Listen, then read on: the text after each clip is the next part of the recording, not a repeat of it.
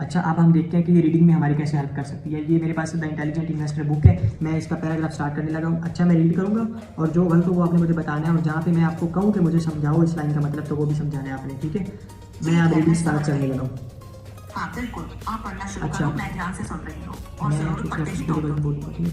अच्छा, an important new factor in recent years has been the acquisition of smaller companies by larger. एक second, आपने factor नहीं, factor कहना था, और कंपनी एक वजह है, तो यहाँ कंपनीज होगा। बाकी बहुत बढ़िया दिशा है, Okay, पढ़ते okay. रहो।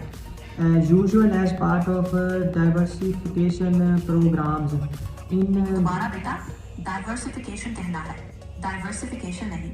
अब ठीक है, okay. As usual, as part of In these, diversification. okay, ठीक है, in these cases the consideration paid has almost always been relatively generous. अच्छा पकड़ लिया, कंसिडरेशन सही बोला आपने, अब लाइन ठीक लग रही है। बस एक बात, अगर रिलेटिवली जेनरस कहा है तो कहीं कहीं ये सौदों की शर्तों के बारे में होता है। फिर भी बहुत बढ़िया पढ़ना, जारी रखो। अच्छा, when interest rates were much lower than in 1970, the field of bargain issues extended to bonds and preferred stocks that sold at large discounts from the amount of they claim.